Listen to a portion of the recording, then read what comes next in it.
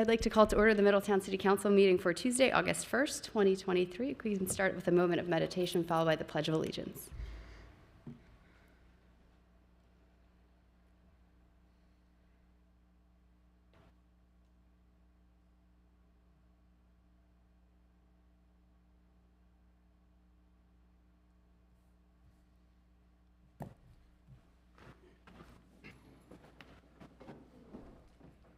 I pledge allegiance to the flag of the United States of America and to the republic for which it stands, one nation, under God, indivisible, with liberty and justice for all. Ms. Gank, will you please call the roll for us? Mr. Farrell? Here. Mrs. Thomas? Here. Mr. Moon? Here. Mr. Meterspaw? Here. Mayor Condrey? Here.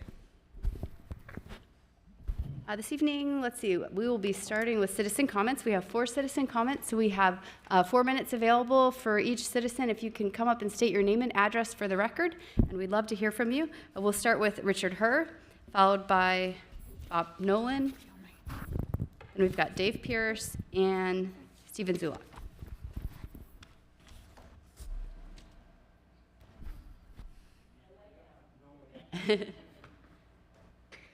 There's a few seats in the room that you get kind of stuck in.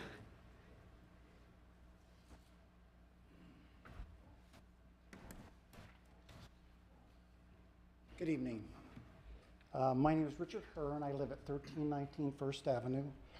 I tried to send you an email about what I was concerned about. I don't know who got it, who didn't get it. My MSN sometimes doesn't like .org for some reason, but I did print some copies. If you would like and interested in a copy, I'd be more than happy to give it to you. The reason I'm here is that I live on First Avenue, and for the last, 10 years, the city sweeps the south side of the street and not the north side. No one lives on the south side. It's the old library, the old Norris Music Building. There's one apartment over there, and the Eagles. I even talked to the guy that runs the sweeper, and he said there's cars in there sometimes, and I agree, there's cars. Other times there's not. He said there's trees. The trees are city property on city land. Why can't the city cut the trees so they can sweep the street? Also, they just repaved First Avenue. There's water standing now in front of my residence. It wasn't before. And probably the problem of it is, some of it is that the sewer drain's clogged because the south side isn't swept. The north side, they've closed the sewer drain down to an opening about maybe 4 inches. And all that water runs off First Avenue Hill there, and there's not enough opening to get it in and drain. And usually when we have a heavy rain, there's a big puddle right there at the bottom of First and Curtis. I'd like to see if we could get that addressed. Also, they just finished paving Curtis Street, and there's the same problem there where water does not run to the drain. Also, I want to make a comment on the community gardens. The people that mow there do not mow the whole thing. They mow part of it. They don't move anything. They don't pick up paper. They mow over it. It goes into a million pieces. The only people that mow around the gardens are the people that are using the beds. We mow around them and edge them and keep them nice. We try to keep it picked up. We also have that homeless problem, which is constant there. It's getting better, but that brings a lot of trash. So I think I've covered everything. So if anybody would like a copy of my email, I'd be glad to pass it out. And if there's anything you can do about it, I would appreciate it. Thank you. I know I received it. Did you guys receive it all? Everybody got it? Okay. Okay. And hopefully you got Paul's email and response. Yes, and you Looks should have like got they're my working on it. reply this morning also. I hadn't had a chance to look at Okay, my yeah, email. we have Public Works looking into your concerns, and we appreciate you letting us know about those, and Public Works is on it. All right. Okay, and then also, I didn't mention that the gentleman that runs a sweeper sometimes parks and goes into the Eagles during the day. I don't know if that's his lunch break or what, but I even have a picture of him parked in front of my house when there was snow on the ground. Couldn't figure out why he was sweeping the streets when there was snow on the ground, but I guess there was a purpose to that. So anyway, Could be. Yeah. But I'll stay in touch with you. all right, thank you. Thank you, Richard. Thank you. Next, we have Bob Nolan.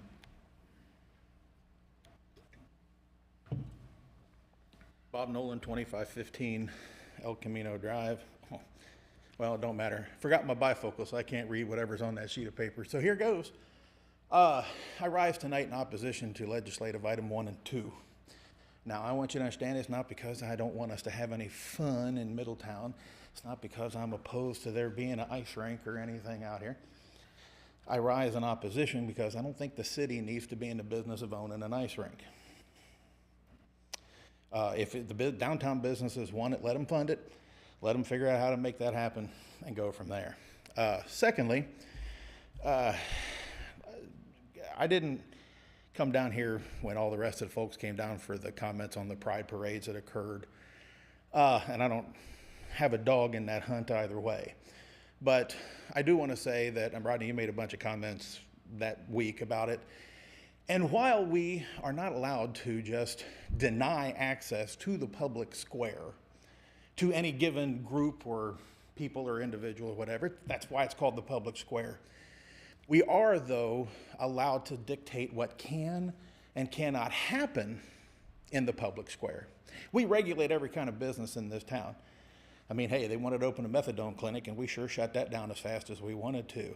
If my grass is more than 6 inches long, there's a guy in a white truck that likes to slap a notice on. Hadn't happened to me, but it can. I can't park 4 cars in my driveway because a bumper goes over the sidewalk, and they get upset about it. We can regulate a lot of things. I would implore council to find a solution that says, these are the things that are acceptable in the public square should you want to avail yourself of the public square. I think it's the fairest thing to do for everybody. And lastly, I'd like to comment, it piggybacks on the fire stations. That clock is it's like it's Final Jeopardy when you're standing up here. There's music playing behind you and you're pressed for an answer. When it comes to money, we're out of it as a city. I think that's what I got from the last meeting. I wasn't able to be here, but I was in Washington, D.C. watching and listening to every word that was said. All of you have different desires, things that you want to see for this city. And I agree, believe it or not, with every one of you. Some of you are probably thinking I've never agreed with you before in your life, but I agree with all of them. But we can't do them all. We absolutely positively cannot. I've spoken to several of the firefighters in this city, and I ain't seen one yet. When I asked them the question, do they want new fire stations or they want more money, they looked at me and said, build a fire station.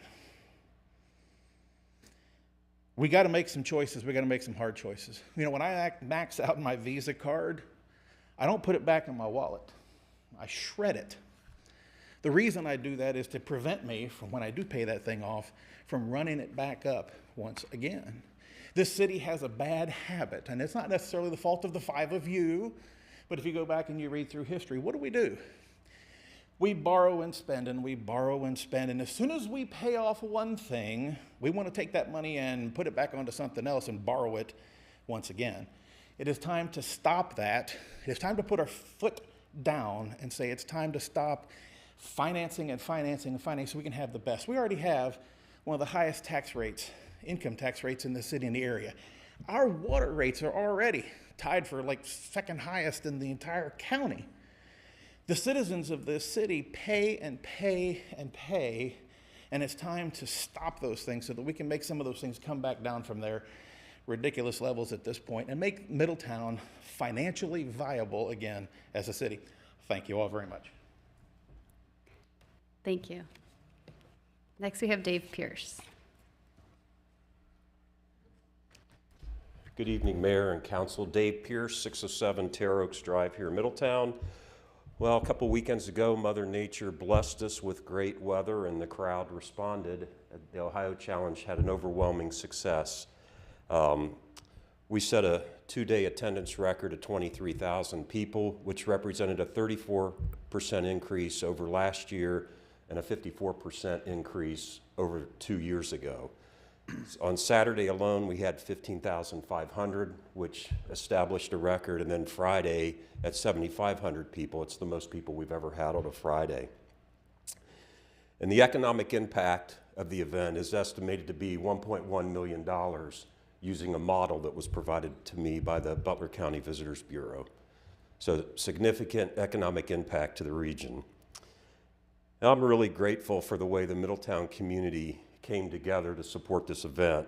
If you look at businesses, entertainers, vendors, the city itself, the volunteers, the way we come together and showcase our love for balloons and skydivers and fireworks and just being outside together as a family is just awesome.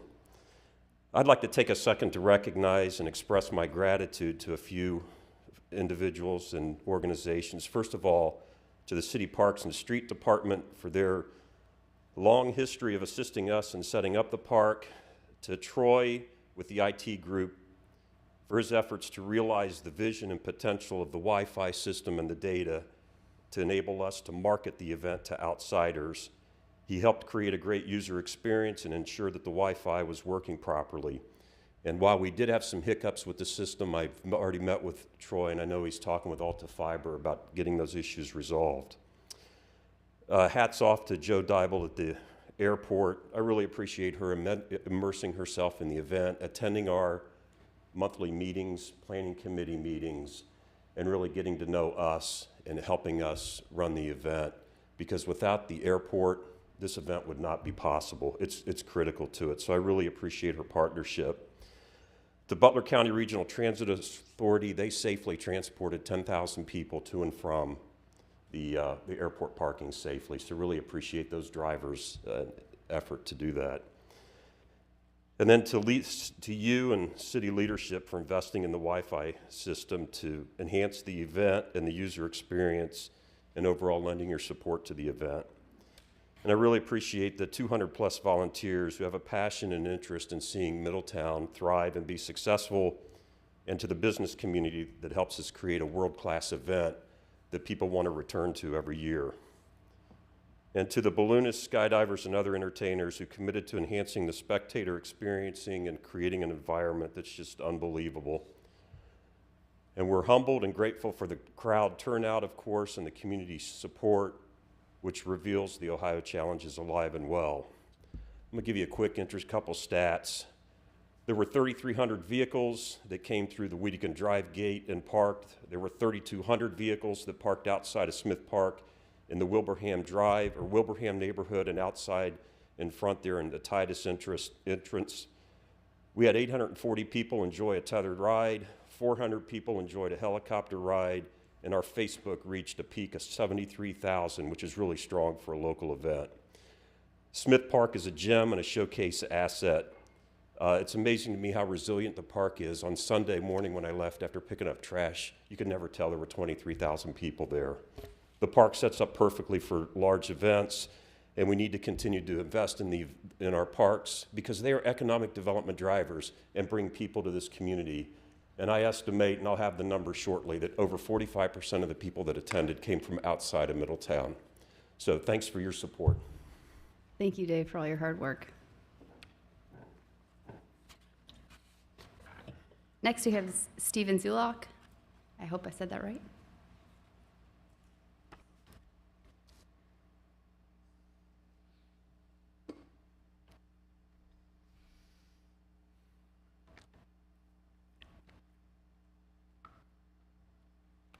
Name's Stephen Zulak. I live at 1643 Tipperary Drive. Mr. Mayor, council members, I'm here this evening because I've lived in the Manchester subdivision since 1995. And I want to talk about this proposed second water tower. You guys fully aware of this new water tower? Okay.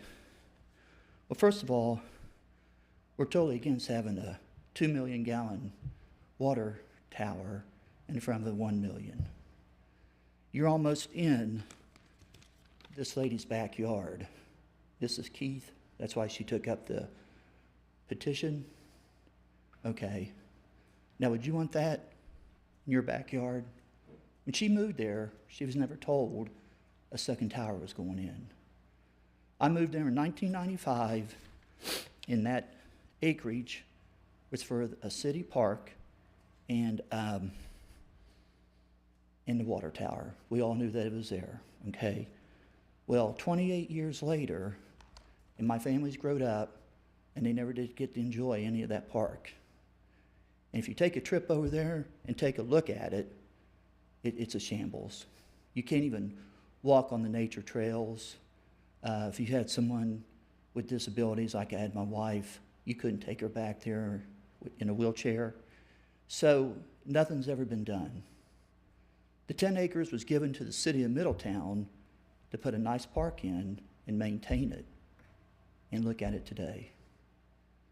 And John Sawyer was more worried about having sheds in your backyard and never once told any of us, ever, that there was going to be a second water tower. Never. That was never proposed. Okay?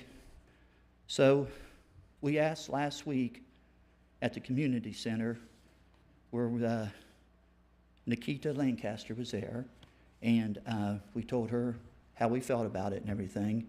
And what we're proposing, if the 2 million gallon tank would go behind the 1 million, you'd have to change the way you enter the so-called park, okay? But there's no houses back here if you move it that way. There's no houses on that side, okay? You're not backing up to anybody's backyard. The houses would be across the street on Autumn, okay? So we all know that you need a water tower, more water, okay? And that's, she couldn't make it here tonight because she has health problems, Mrs. Keith. And so I told her I would come down here and speak. Anyway, they're already back there cutting trees and everything. So proposed and doing it, it doesn't seem like it's a proposal. It looks like you've already made up your minds and you're going to put that water tower there. So is that true? Does anybody know? Our citizen comments section, we're receiving input from citizens, and then we can go back and answer later with questions, but we're not here for the back and forth during this portion of the meeting. Okay. Okay, and you do have all this paperwork, and has anyone ever went back and looked in the records when the city of Middletown was given that 10 acres and how it was supposed to be used? And it was even brought up at the meeting that people paid $500 out of their pocket at closing when they bought these homes, and they're still buying them today over there in Sawyer Mill, and that money was supposed to go to the park. And what did the gentleman say? He said the money went to all the other parks. So that's all I have to say. Thank you for your time. Thank you very much.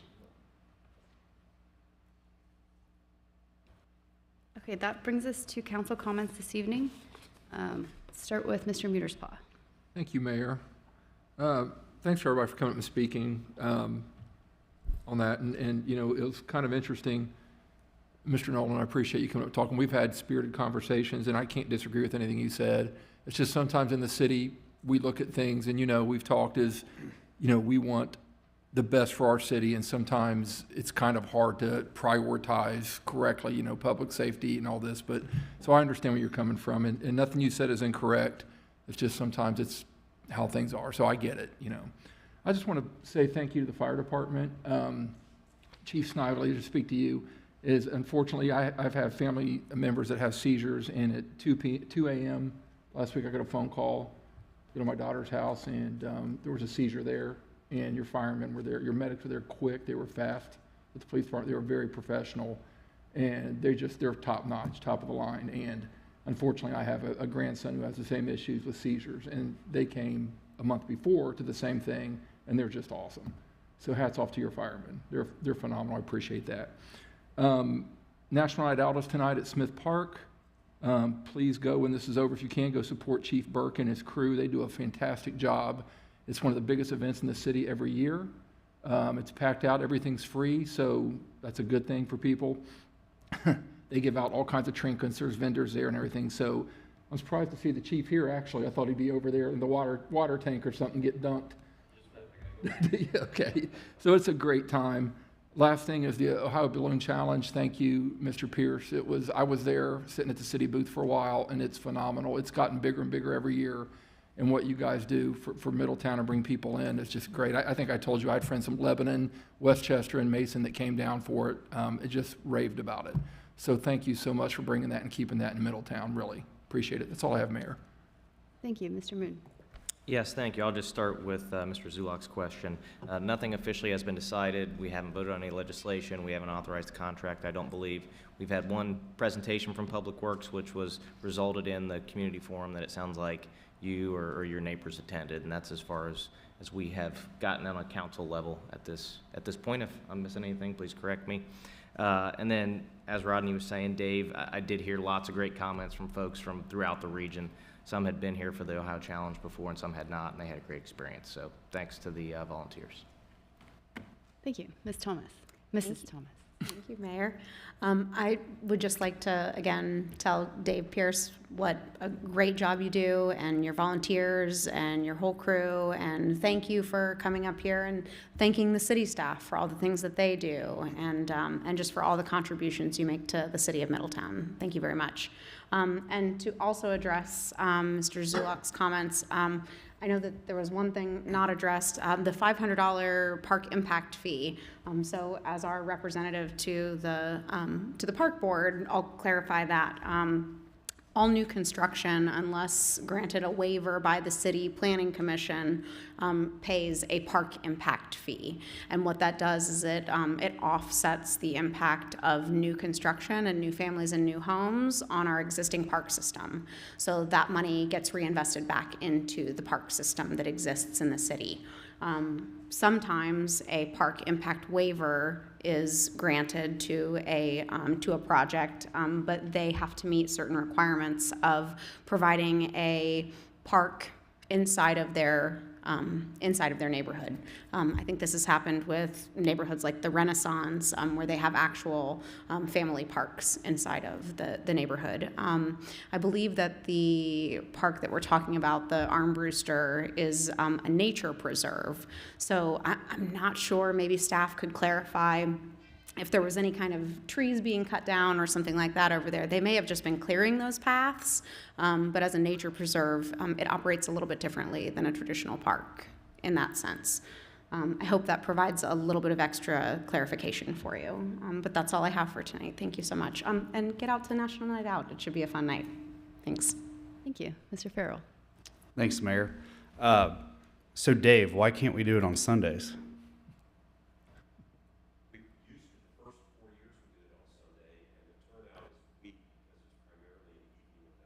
Okay, makes sense. I was just curious. I couldn't make it this year, so I was hoping next year you could fix that for me. So, yeah, that's all I really have. So, thanks everybody for coming out. Okay, well, I definitely want to also reiterate the gratitude to Dave and his entire group. And it actually was the first time I got to jump a proclamation in, so that was kind of fun. The wooden. No, I left the frame on the ground. Yeah, that would have been a little bulky. Dangerous. I did tell him that it was a little sweaty, so I called it the Ode to Ohio Challenge because it was quite warm. So, but thank you so much for all your hard work and everyone's hard work on the Ohio Challenge. National Night Out, just jumped into that. It was looking great from above, so thank you to our police and firefighters, and of course this one is a police-focused event, but to all of our public safety for all you guys do on a regular basis, and for organizing such a cool event, integrating into our community, and reminding us that our police are here to actually help the community.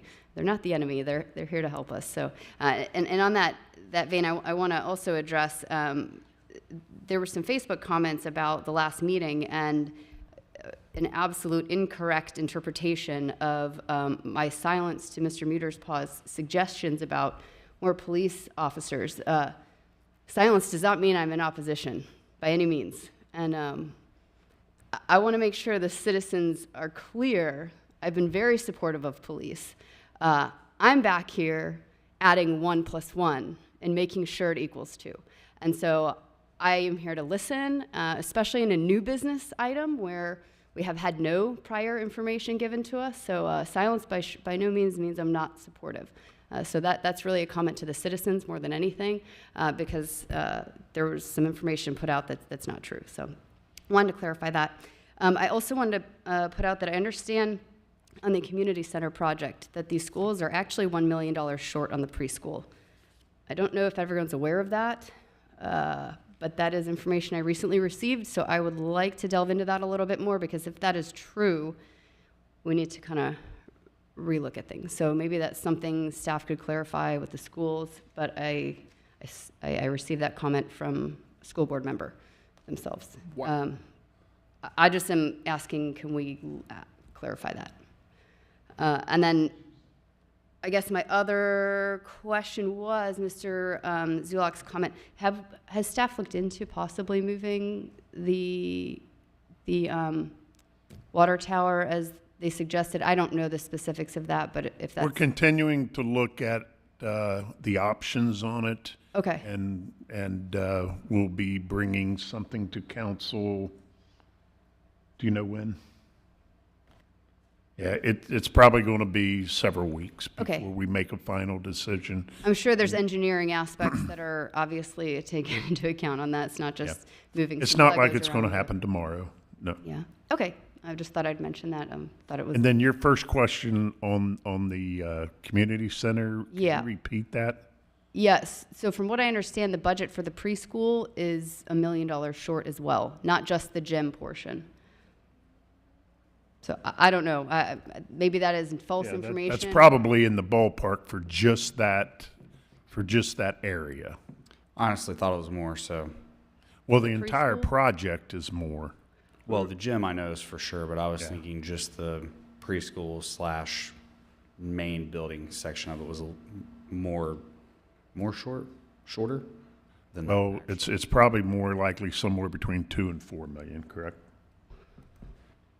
Were you not aware? So, Well, I thought the ask was to add money in for the gym. well, that's why. So when we had that meeting originally, that's what I was trying to explain when I was sitting up here, and that yes, they're both short. So we're trying to fix the financial gap for the gym when the main project still has a financial gap. So that's what I was trying to. I didn't realize $1 million on the preschool. I didn't know that. Well, I wonder if we're, because I was very confused when you first said that, but we are $1 million short on the renovation preschool combined. I don't even know if there are numbers for silos. Specific silos of it, no. I mean, I So- can tell you the entire project, including the main gym, is 4 to 5 million. Right. There's a 4 to 5 million gap without any other support. One of the schools' ask will be, if they do not do the gym, if city council is receptive to moving the additional $500,000 we committed to the gym to the initial project, On top of what we committed already? on top of what we've committed already. So the 1.7, is that right, plus the 500,000? 2.1, I'm sorry. 2.1 plus the 500,000 to go to the project with the, not including the new gym. And we have not given them an answer on that yet. The additional answer was they want us to apply for the CDBG grant, and we are investigating how to apply for that and what we have to do to actually apply for that. But then the question comes up, okay, who's going to pay the debt on that? Mm-hmm. No, I said grant, I should say loan, Right. right? Have we received any more information as far as all the grants they were applying for, us, whoever? Have No. we received any answers back? We have not. Okay. Do they have an estimated timeline on any of that? I have not seen one, no. Because I remember, was that 2 weeks ago or 4 weeks ago when we met with them at this point? I don't even know. Time It was like 4 weeks ago. I remember something of we have to basically set this in motion within the next 5 to 6 weeks. Yes. So, Yep. The schools are looking at hiring a professional fundraiser to assist in raising extra funds to do the complete project, including the gym. At the cost of the schools or at the cost of the city? Well, we haven't committed any, Okay. And do you Payment of know that. that amount of money? not yet, no. Okay. So it sounds like it's pretty much the same as it was 4 weeks ago when we had the joint meeting. Or is there a part of that that is new information? Yeah, I don't have any other information from that, and I was unclear if those numbers were concrete or not. When's construction supposed to start, Nathan? Do you know? So where we're at, council, to kind of give you a global view of life, is that we're set to advertise the bid opening Monday or Tuesday of next week. For a project that's not funded?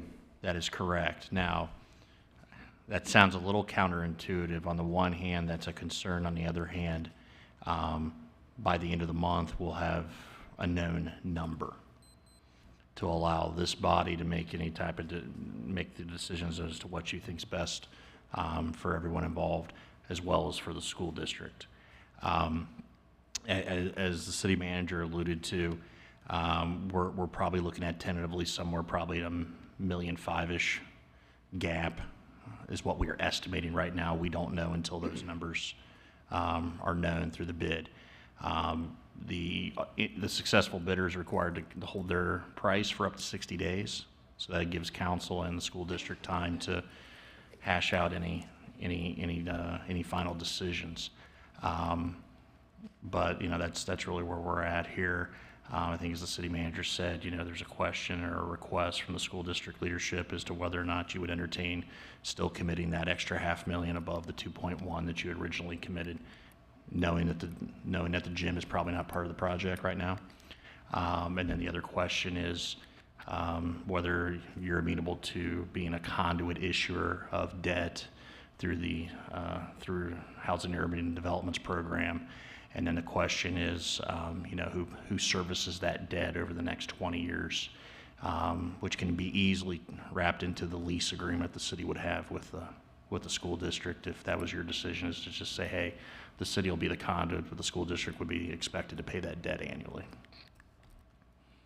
Do you know I know this is like an ad hoc discussion about the community center, but the proposal to do the project without the gym, would that keep the existing gym in place, or we would get rid of the gym and it would be no gym whatsoever? No, the gym would actually be renovated.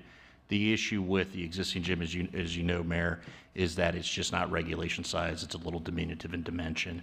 So some of the programming that can go on there is Right, but the current gym would stay as a gym. It would, yes, and it would even if the new gym is built. It is still programmed to stay as a gym. There would be significant renovations to that area and upgrade that space. The 1.5 that we're short, is that with us giving the extra $500,000? Yes, sir. Yeah, so I guess, yeah. So we're Look at actually it as two. two. So, Yeah, so it's- that's why yeah. the number is potentially. Yeah, so it's more 2.5. closer to 2 without us moving the That's good clarification, 500,000 Mr. Farrell. I apologize. over to. No, you're fine. And so if we, And that's something, the plan was to bring to you at the August 15th meeting for a definite answer, but it's something you're ready to answer tonight. I mean, okay, but we're kind of waiting on trying to get some further information on where this fundraising's going to go. Can we clarify what was asked of Butler County commissioners that very next Butler County commissioner meeting after we all met? Who went and who asked for what? Because I understand the schools went to the county. I don't know if that was I went in as well. coordination with the city. Yep, and you had sent out an email, I think, asking if folks were agreeable to send somebody down, and Right. sounds like folks were agreeable. What was the ask? For the preschool money, for the gym money, for? I think it was for the gym. We could get you a copy of the presentation, though. I think it was additional money for the entire project. For the- That's how I look at it. I at no point have I ever seen it sectioned off. It's the two phases I look at is the phase of the preschool and the rest of the remodeling and construction, and then the second part, the gym. Okay. So if we're short money, why are we fundraising for a gym? That's what I can't understand. That'd be a question for the schools. Yeah. Okay. Do we need to have another meeting with them? Are you asking specifically about the Cliffs ask? Well, no. Okay. They have thrown out the You're talking idea. about the fundraiser that we were. Yeah, they want to pay a fundraiser to fundraise for the gym, yet Right. we need a fundraiser for the building at this point. So, I got a call from a Butler County Commissioner Wednesday. They didn't act too thrilled about what's going on at the community center, the increased stuff. And they wanted my opinion on it, and I gave him mine, which is one person's opinion out of 5, but, you know, we committed, and we agreed to do this, I mean, to help them, because I think it's a good thing, but, I mean, I guess, where does it end? I mean, you know, the fire stations, which we badly need, that's different. It's a safety thing, in my opinion.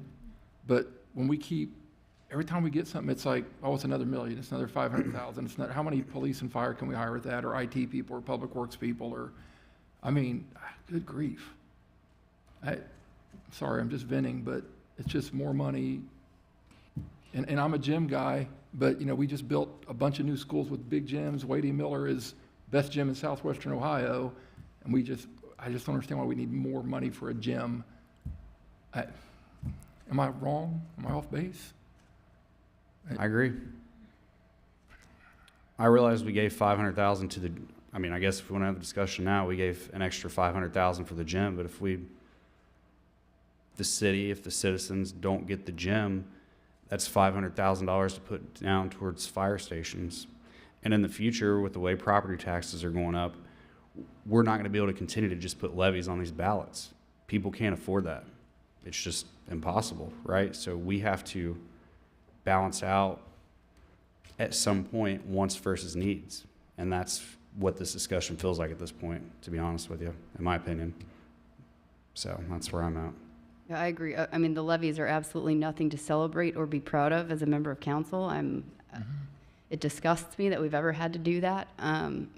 Right now, the levies are, you know, allowing us to provide mission-critical services to our citizens and infrastructure, which is really the city's job to begin with. We understand how we've gotten to that point, and it's very difficult as a city when our income tax levels are so low to provide a lot of the mission-critical services, but they're mission-critical. This one is a nice to have. Then again, it plays into what can you do for your city to help people get off the streets and keep the crime down so that we aren't needing more police officers in the end, right? It all plays into each other, and there's no direct correlation, and you can never say that by spending 500 more thousand at the community center, we'll need one fewer cop. Like, no, that's not going to happen. We wish we could say that, but it plays into itself, but I don't think we can. I'm not willing to saddle more debt on our HUD grants at this point to make that gym happen. But anyway, I know we weren't here to make a decision on this, but I am glad we're having the discussion, so Thank you for taking the time to do it. Are you guys wanting to just wait till the next meeting and make a decision on that, or what? Do you even? I know you guys didn't have. You weren't ready Well, for I- proposal tonight. It sounds to me like there are still a lot of questions and a lot of things. There are up in still the a lot air of and questions. I was going things to say, that we let's don't give the know, schools so a couple I- weeks to Yeah. see, to put together some type of pack. I mean, a lot can happen in 2 weeks, so I don't want to rush to a decision. There's no reason to do that right now, I don't think, but. It sounds like there are still a lot of unknowns, and I would like to maybe see another presentation from the school board and have someone from the school board here to answer some questions about what their gaps are and all of that. I know they have a tighter deadline on their ESSER fund use, so I think like we do need to get them a for sure answer soon. So do we want to have? We'll them have back? that discussion with them at our next city school board meeting. And it's not so much unanswered or unknown things, it's more, it appears to be a moving target. The target is always moving. It is what it is, I think, at some point, right? You don't just find $2 million. I don't know. Okay, so we have a monthly meeting with the school board coming up. At that meeting, we'll try to have some more definite options at the August 15th meeting. Thank you. Appreciate it. Okay, that brings us to city manager reports. Thank you, Mayor Condrey and members of City Council. I'd like to begin tonight by introducing our new communications manager, Byron McCauley. So Byron, please stand up. We've appointed media and public relations veteran Byron McCauley as our communications manager. Byron's extensive experience as a formal journalist and a communication strategist will be an asset to our city. We look forward to sharing the story of why we think Middletown is the best city in Ohio. Byron's career spans over 30 years, having served a variety of writing, editing, and communications roles. His most recent role in journalism was a columnist for the Cincinnati Enquirer, where his ability to connect with the public resulted in award-winning journalism. He has been a communications leader and a government liaison in the private sector and for nonprofit. Byron? Can you come up to the dais to speak? Because no one's going to be able to hear the communications director from there, which would be ironic. Or see you from there. All right, good. Thank you. It's a pleasure to be here. Thank you so much for introducing me, and it's good to finally see everyone here in action. Talked to Zach in City Hall not too long ago, so that was pretty cool. But again, it's my pleasure, and I'm very excited to be here, as Paul said, to help tell the story of the resurgence and the ambitious future, I think, of Middletown. When I first came to Butler County, we lived here for many years, about 20 years ago. You know, this was the place where we shopped. This is where we came to the mall, and it was our first mall, town mall. So, you know, this is a place that I'm very familiar with. I have a lot of great friends here, and again, I'm just looking forward to be able to tell the story and do some great stuff. So, thank you. Welcome. Welcome. Thank you, Byron. The second thing on our agenda under City Manager's report is we'd like to do just a quick discussion and address some of the questions on the tax valuation. I know Butler County Auditor Nancy Nix has approached some of the cities in Butler County and requesting cities give a tax holiday, but we want to show you just what this tax valuation means to the city of Middletown, what the true effects are. We think maybe not only cities should take a strong look at that, but the county and state should look at it too. There's a history from the state of the state putting burdens on municipalities. Several years ago, when the state of Ohio took away the government services funds, that hurt Middletown significantly. I mean, we laid off 10 firefighters. We reduced 15 police officers, while the state got the burden and hired 75 Ohio State Patrol officers. Municipalities seem to always take it on the chin, and we think it's time, maybe Butler County Auditor Nancy Nix and look at the funds that the county seems to have in their rainy day funds to assist, because, it's tough. We need more police officers in the city of Middletown. We need more firefighters in the city of Middletown. And I think Nathan's little presentation here is going to show you that while we get it, we don't like anybody to have to pay more taxes. This is a little bit of what we could do with the tax dollars that it looks like the valuation will get us, and what it actually will cost people in the city of Middletown. So, Nathan? Thank you, Paul. If we can get a slide here, this is nothing too fancy. Of course, we're in Ohio, so we have a Byzantine system for figuring out what property taxes are and how they're calculated. So as much for council, but more for the general public watching here in person or maybe online now or in the future.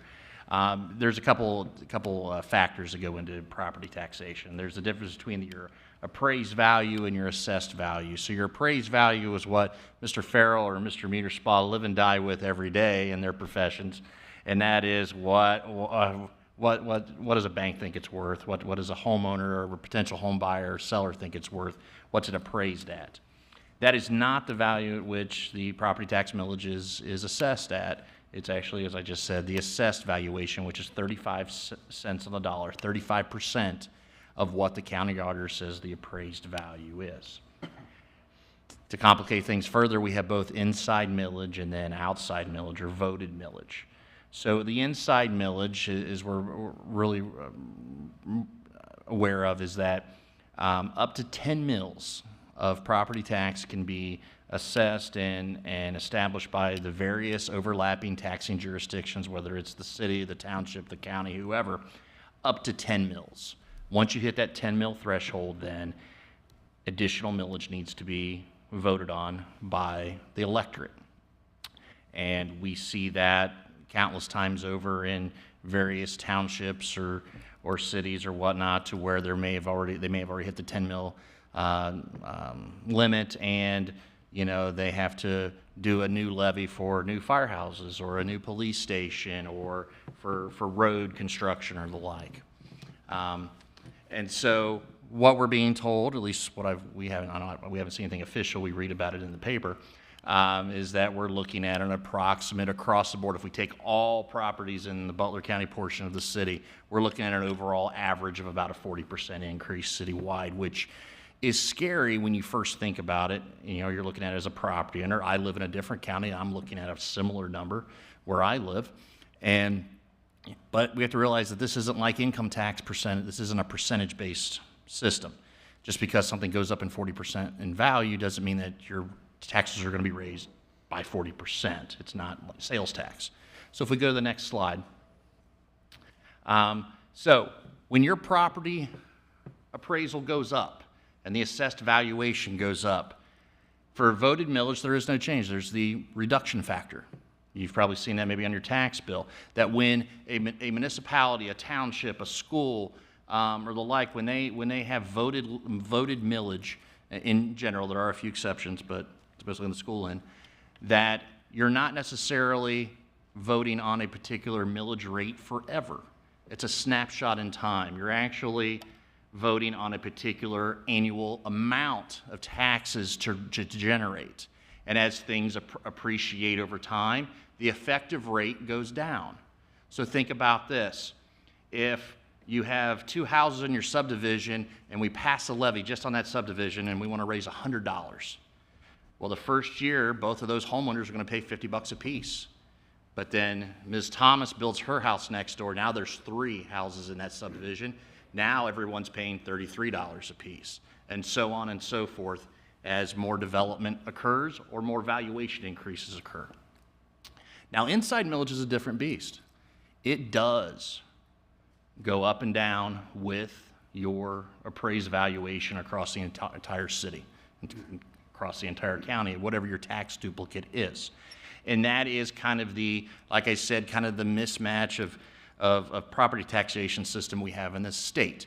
There was a concern back in the 70s when the reduction factor and some other things were put in place, where if we left things, the fear was if we left things on autopilot and appreciation continued year after year after year over time, there are some dips that we may tax ourselves out into oblivion in terms from a property tax standpoint, if we just let it be based on a percentage basis.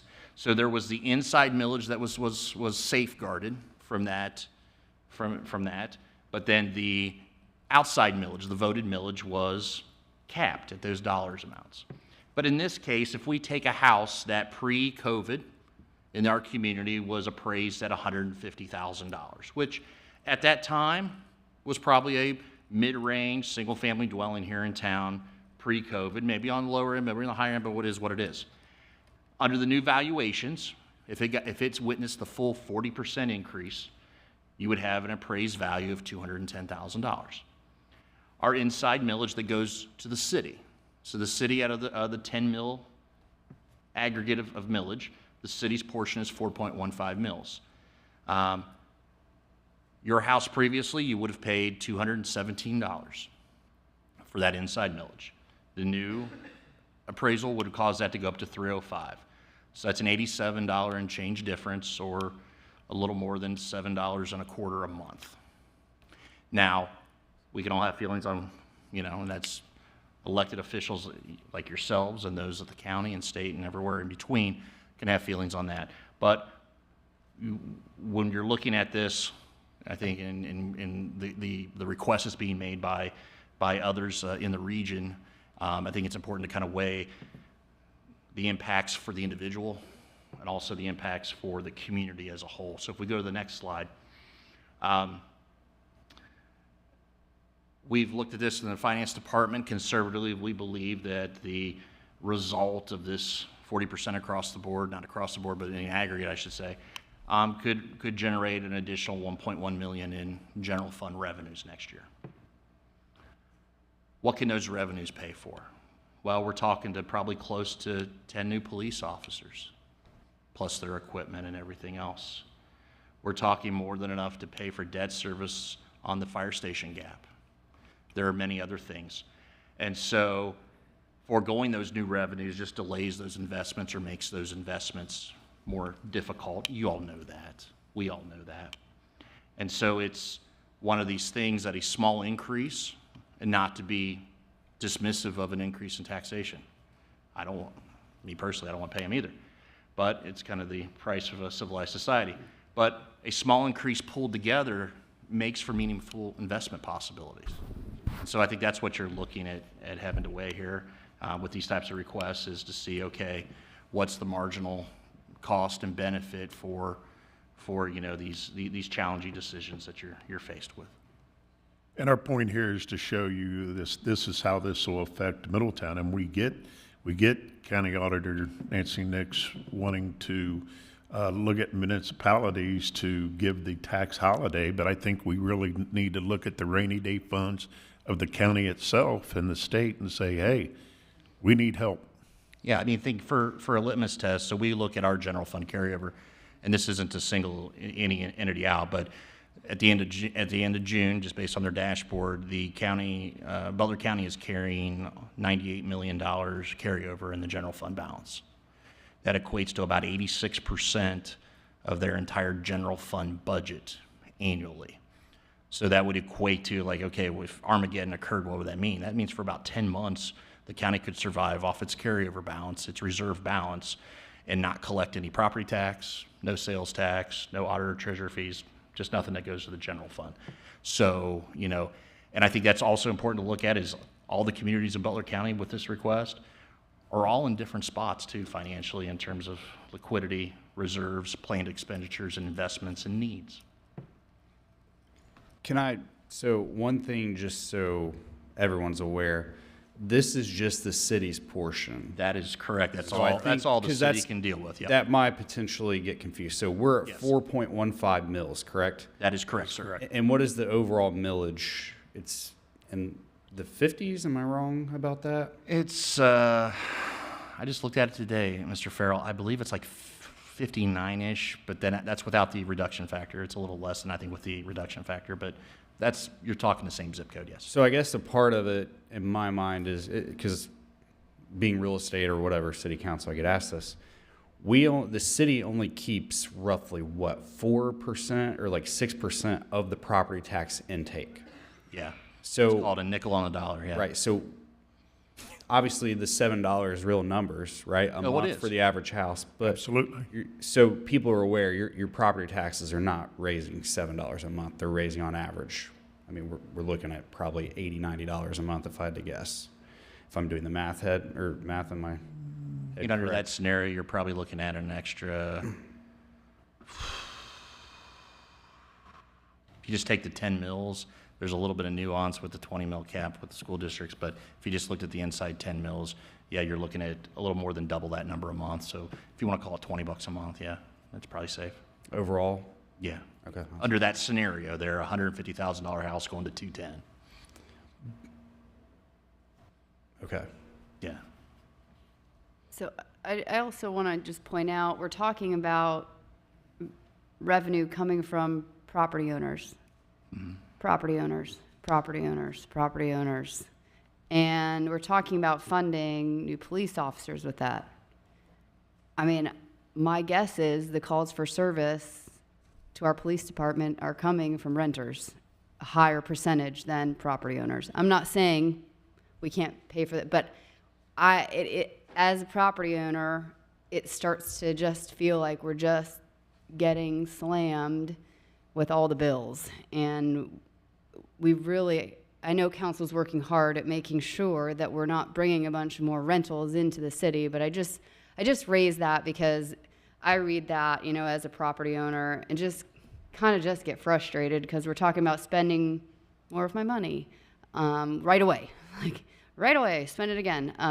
I get why. I'm not knocking the proposal. I'm just giving you like my first visceral reaction to seeing like, hey, guess what?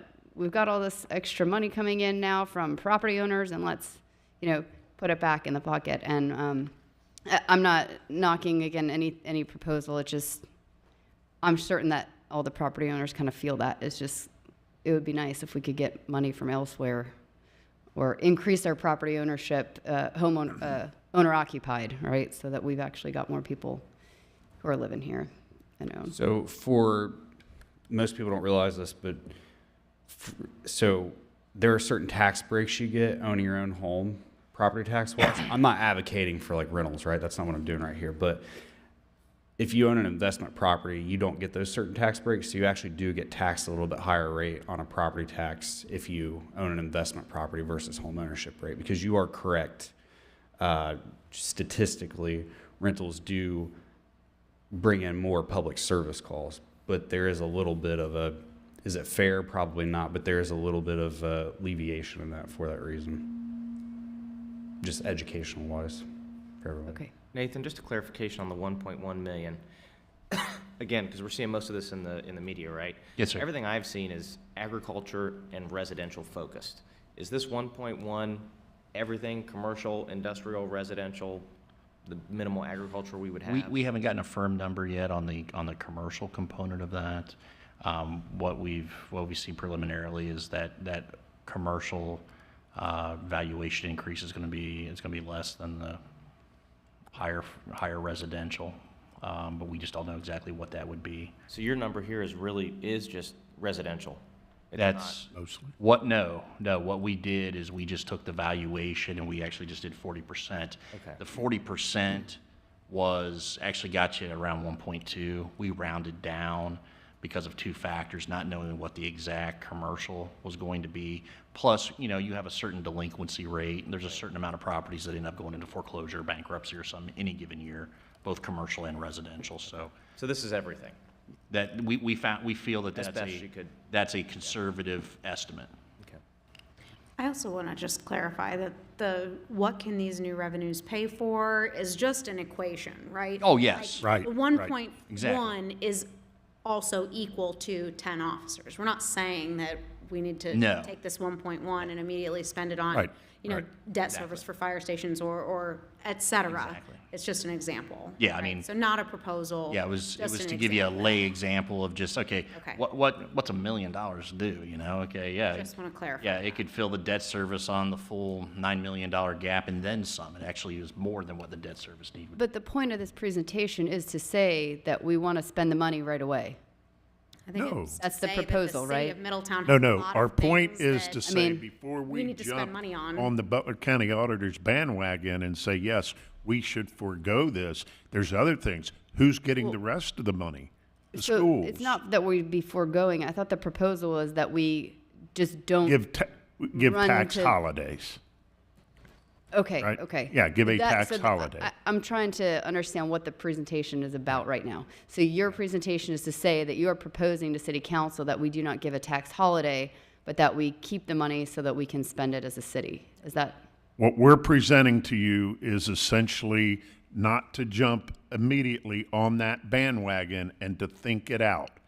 This is what we could do with this additional revenue. This is just educational.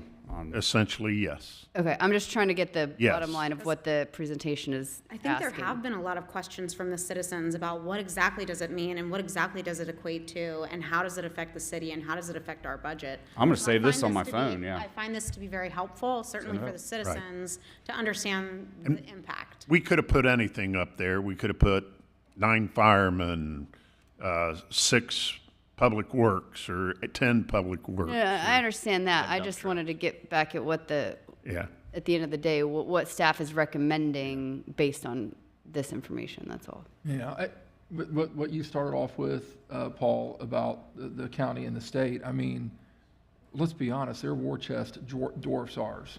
And that's, What they Oh, have. sure, and we don't get a Point whole also. lot, I mean, as you can No, tell from and property tax. I know. My thing is, I kind of see what you're saying, maybe I'm incorrect, but why can't we get help with that from them?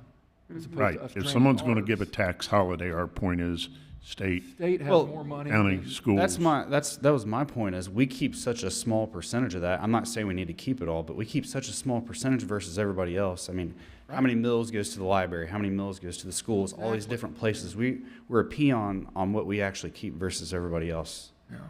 And then we're the ones getting called out saying, why don't you cut your costs? When that's the stuff that affects citizens' everyday lives.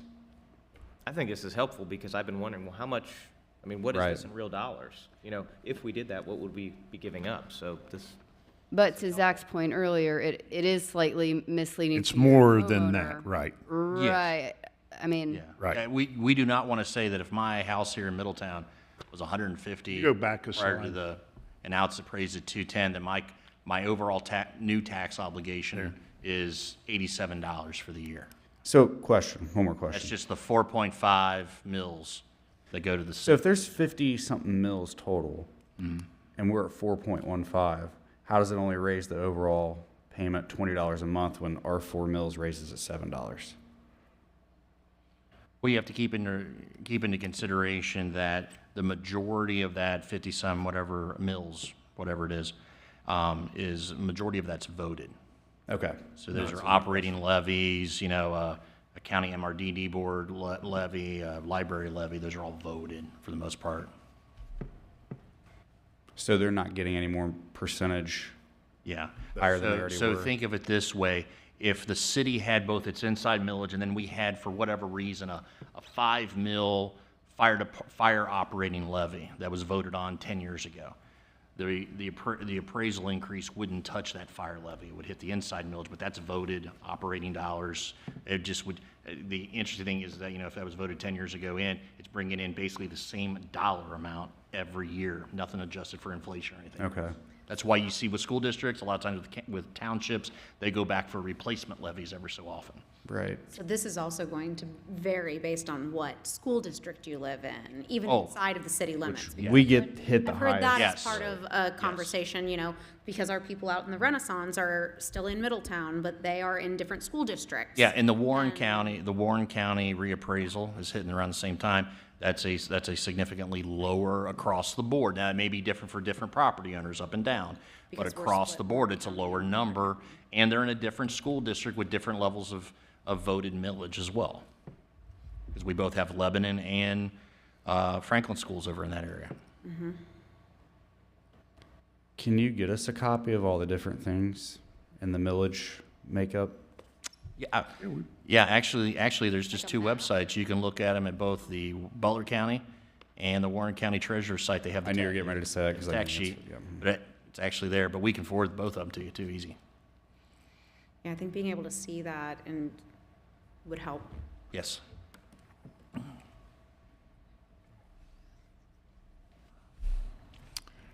So that concludes the information we have on the tax valuation, and that concludes the city manager's report. okay, Ms. Skank, will you please present the consent agenda for us? For your consideration this evening, we have to approve the city council minutes of August the 2nd and August the 16th of 2022 and May the 16th of 2023. I'm sorry, to receive and file the board and commission minutes of the Planning Commission, May the 10th of 2023, to confirm the promotional appointment of Grant Morton to the position of equipment operator in the Department of Public Works and Utilities, Division of Street Maintenance, and to receive and file the oaths of office for Landry Floor, Byron McCauley, and Ashley Tutwiler and to appoint Emily Miller to the Board of Health. I would like to move that the matters listed under the consent agenda be considered routine and enacted by one motion and one vote of consent. Second. Ms. Gang, could you please call the roll? Mrs. Thomas? Yes. Mr. Moon? Yes. Mr. Muederspaw? Yes. Mayor Condrey? Yes. Mr. Farrell? Yes.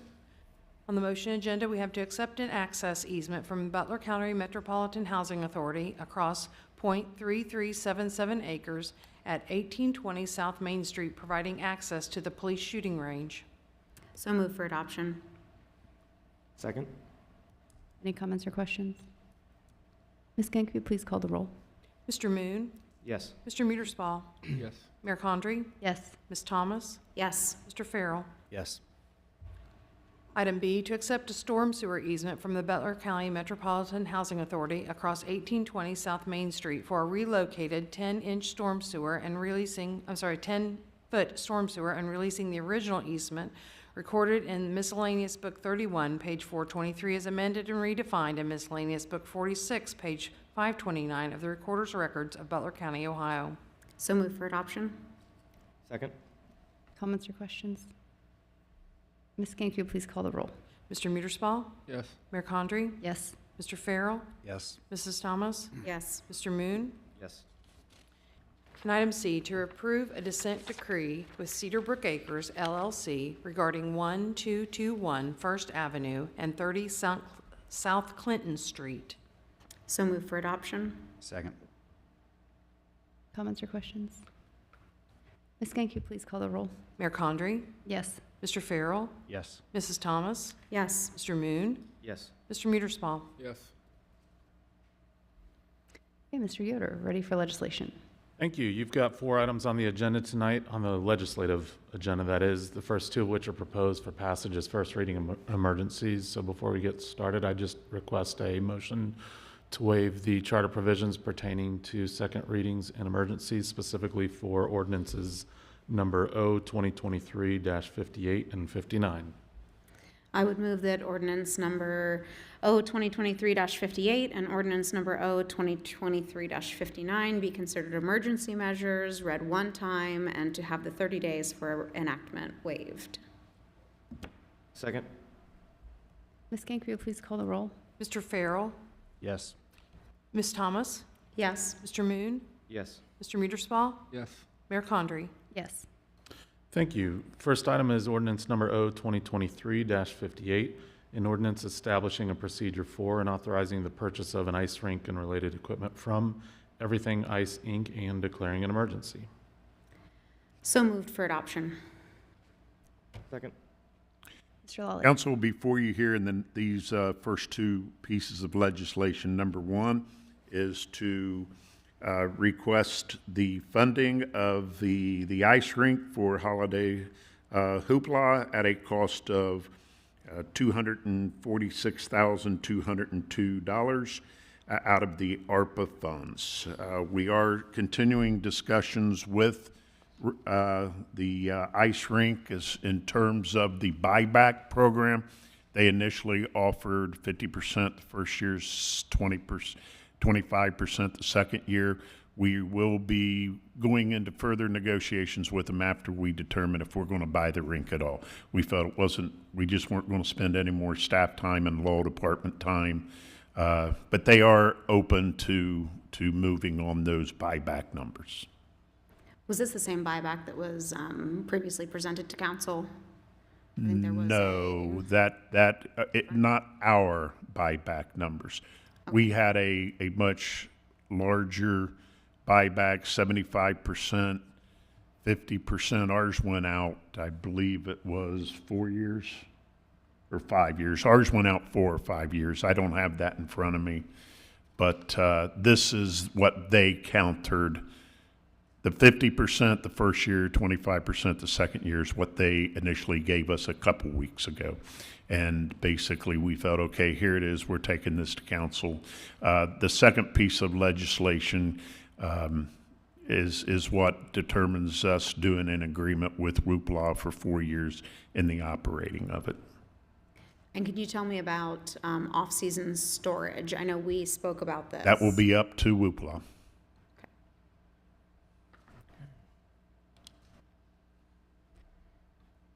So the management of the operation and management of the rink, what does that mean the city is responsible for? That will be in the second piece of the legislation, and all that means is that we enter into an agreement with Holiday Hoopla for them to manage for 4 years the day-to-day operation of the Hoopla Holiday Ice Rink festivities. Boy, this financial decision has certainly been through the ringer, huh? Yes, it has been. I know in January, we unanimously decided to move forward with the ice rink purchase, and then in the ensuing months, city staff shared their kind of increasing reluctance with the ice rink purchase. I think they were engaging the company, and based on a variety of factors, they mostly felt that the company was somewhat unreliable and not exactly the best partner to be purchasing it from. I'm just kind of giving people an update of what I feel like we've gone through since January. Staff then later highlighted what they deemed to be changes in expenditure requests that made staff increasingly uncomfortable with moving forward. So, sitting here on the strategic sidelines, not involved in those day-to-day discussions with Holiday Hoopla or the meetings that I think we as city council have been trying to support city staff in moving forward with the direction that they felt most confident. I think the financial stability of the organization itself has been my biggest concern. Just given the first year with the $500,000 budget kind of shocked me and made me worried that it wasn't going to sustain itself. It was a lot of money. And the recurring need to kind of come back to council for funding had me concerned because a lot of the large events in our city that have been going on for many years sustain themselves, right, through private funding and event ticket sales and aren't coming up all the time for money. It seems increasingly like this event is more of a community service kind of an event and not really one that's looking to be profitable in the end. I would hope that it could be, but I do understand that's kind of the area that we're operating in right now, is that it's not necessary. It's really more of a giving back to the community request that city council's had. When I heard Mrs. Kaiser's reference to her exhaustion and kind of inability to keep raising the funds earlier this year, that's when I started wondering, like, okay, if we buy the ice rink and then Hoopla operates it for a year or two and they just can't get the funding, then the citizens are used to having the ice rink and we kind of can't stop having the ice rink, and then the city just ends up having to operate the ice rink. So that was my concern. But, recently, I think in the last month or so, we got an email with a lot of letters of financial support from some major companies and contributors in Middletown with dollar amounts. I understand Hoopla has been working with SBDC to create actual pro forma and budget and things that will help them sustain themselves over time. And I was really pleased to see those efforts made, and it's not something that I saw before that. So I'm really grateful for that. And I see companies stepping up that kind of mimic the Armco of the past, right? We had Armco here, we could do all these great things,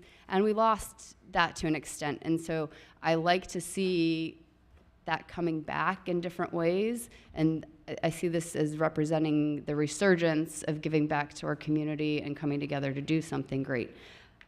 Is it the most fiscally sound purchase we've ever made? Probably not, but I think it is good for the community in the end, and I know that we have so much community support in a lot of different ways, and I'm going on and on because I think everybody knows I've been kind of the biggest adding up the numbers and questioning kind of person, and tonight I say I feel like we have great support in our community. I'm grateful for that, and I will be supporting the purchase of the ice rink, so I'm happy and really, really grateful for everybody. On behalf of the citizens, we're grateful for all your efforts and Hoopla and the businesses who are supporting it. That's all I had to say. I do want to say, in all fairness to Magic Ice, they have stepped up to the plate and thrown in the Zamboni machine at no additional cost. That was like about a $40,000 cost. They have thrown that in, and Hoopla has committed to raising the money to purchase the chiller, which makes the ice for the system, which was a large part of staff's concern if that was going to be able to be accomplished, and we feel it is at this point. I think a few of the other questions that were unknown, Cohen stepped in and filled a lot of those needs that we thought the city might have to do. So, I spoke to Ken, and he really reiterated his continued support as well. So, a lot of those questions got answered, and the gaps got filled in that we felt the city was going to have to step in and help with above and beyond this request. I will say that the group of organizers behind Hoopla are the kind of people who have shown us a lot of resilience in coming back here. The reason that we keep talking about Hoopla and the reason that it keeps coming back here is because they have a group of volunteers that just don't seem to want to give up. And I just want to let you all know that I appreciate that, and I appreciate your enthusiasm for Middletown and what Middletown can be, and I hope that doesn't go unrecognized.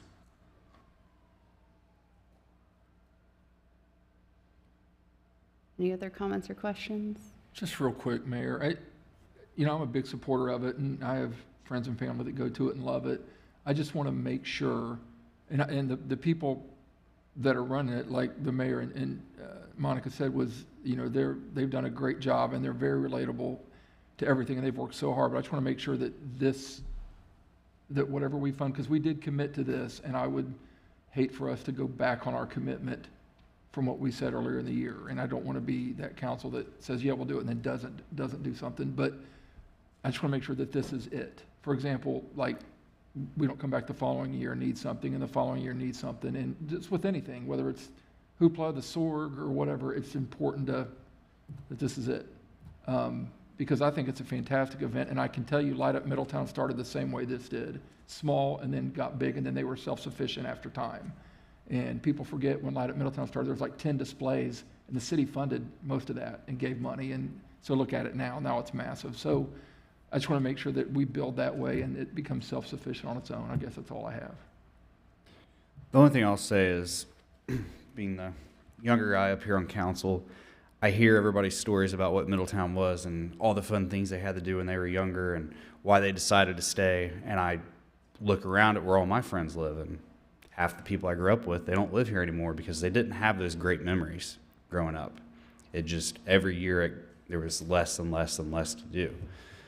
So when all this news came out about how it wasn't going to go, I had so many people reach out to me and said, how could you let that happen? That was one of the few things we had to bring our kids to do in Middletown, the ones that didn't live here. The ones that did live here, they said now our kids aren't going to have any great memories and they're not going to want to stay.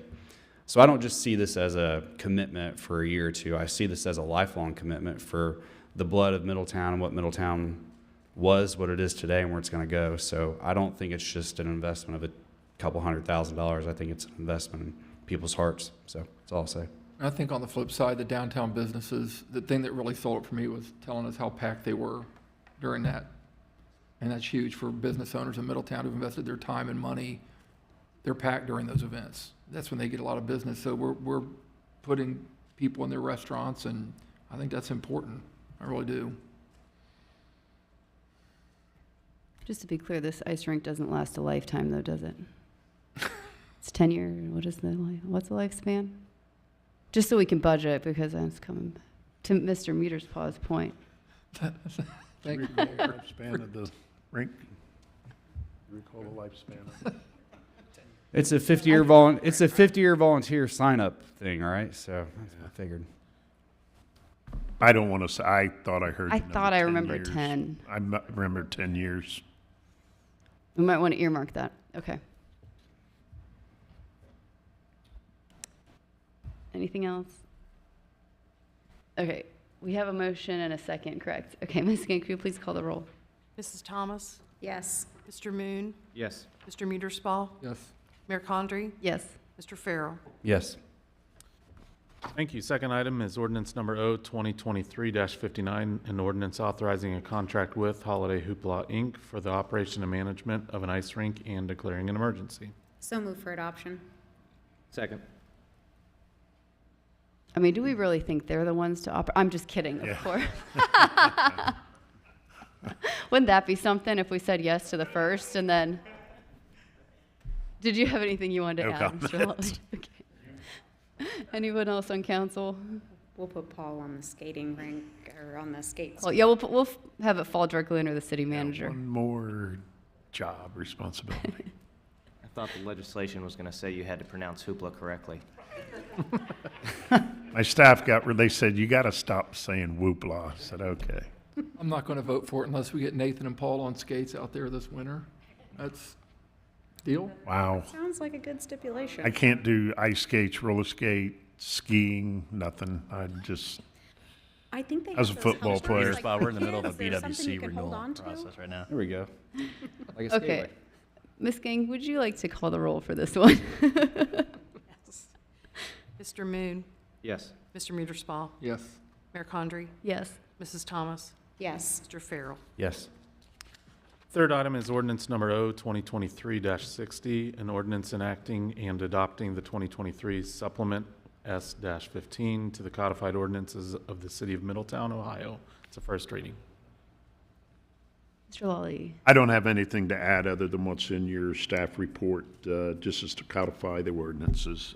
Ben, do you have anything to add? No, it's a thing we do every year, obviously, updating our codified ordinances to incorporate any of the legislative changes that we've made of general application throughout the year, combined with whatever updates in state law go into the ORC criminal code sections as well. We put those in there. Thank you. And thank you for getting the language, because I wasn't sure what we were actually approving, so I appreciate it. Just some short little reading for you. I know it's a lot, but sometimes I'm like, approve it. Oh, what are we approving? So thank you. Any comments or questions? Okay. Fourth item is resolution number R 2023-23, a resolution to make adjustments to appropriations for current expenses and other expenditures of the city of Middletown, counties of Butler and Warren, state of Ohio, for the period ending December 31st, 2023, and declaring an emergency. This is the Law Enforcement Trust Fund and Law Enforcement Mandatory Drug Fine Fund. Again, a first reading. Just to clarify, this is being requested as a second reading emergency. Is that why it's saying? Yeah, I saw that also and had some questions. Perhaps we can clarify later. I think in the legislation, it doesn't propose it being passed as an emergency, but on the agenda it did. I know this is a first reading. That's something we can talk through. It's first reading. Yeah, there's no need for emergency passage now. Then maybe I just made a typo then. I'm sorry. I didn't No realize problem. I it. just wanted to clarify. And But Mr. then, Lawley, did you? Oh, Oh, sorry, nonetheless, it still stands. We can do the second reading at the next meeting for it.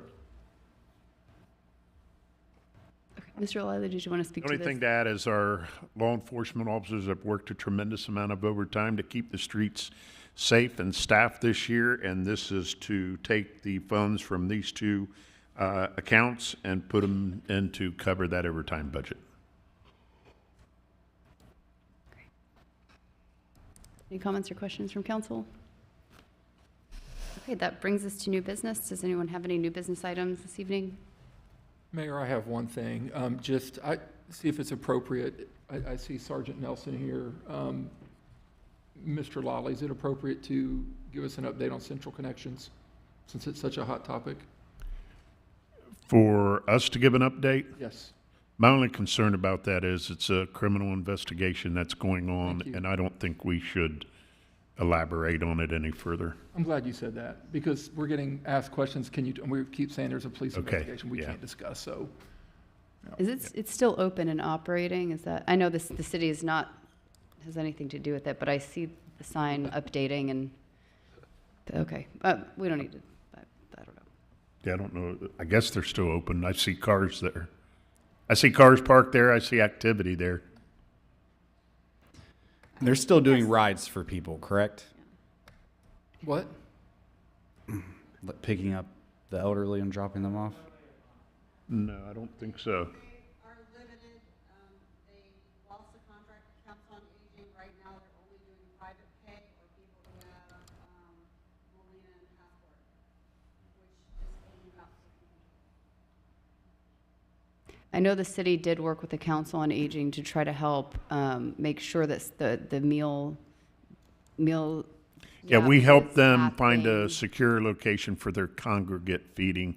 In other words, the people who showed up to a place for feeding. So that's taken care of, but Yeah. The Meals on Wheels, they contracted with another organization out of Warren County to continue the Meals on Wheels program. Three organizations that took over that contract in various areas, two of them are here in Middletown. But they weren't able to get all of them. It's very easy for that program to kind of fall through the cracks because of the way it's structured, but Council on Aging is still trying to fill that goal.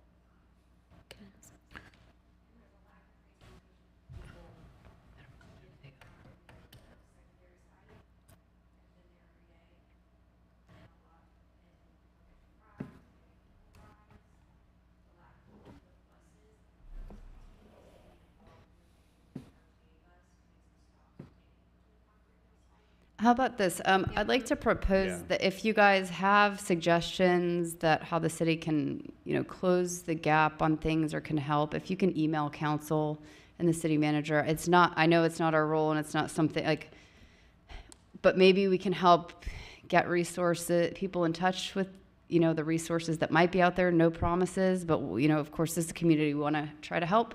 Yeah, I mean, yeah, we kind of have okay.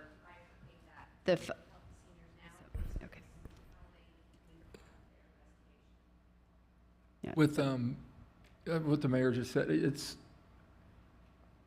I mean, I don't know what the city can do or can't do. I know there's an active investigation, and for everybody listening, we're not privy to the investigation, regardless of what people think. We're not. We just know there's an investigation. Sergeant Nelson's back there.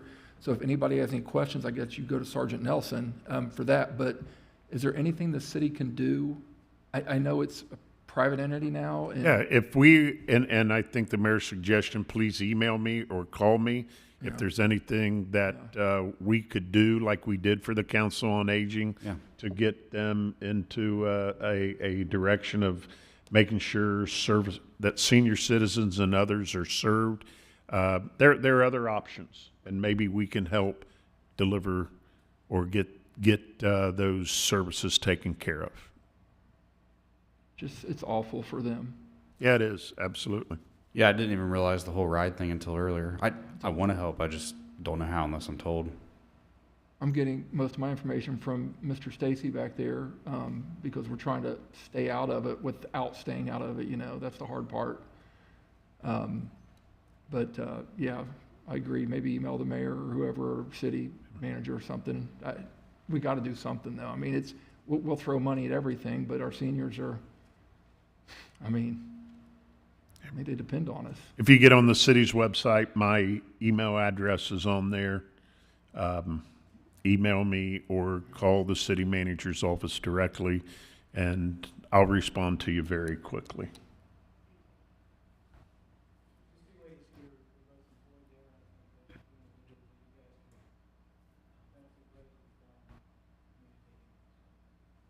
Okay. Thanks for coming.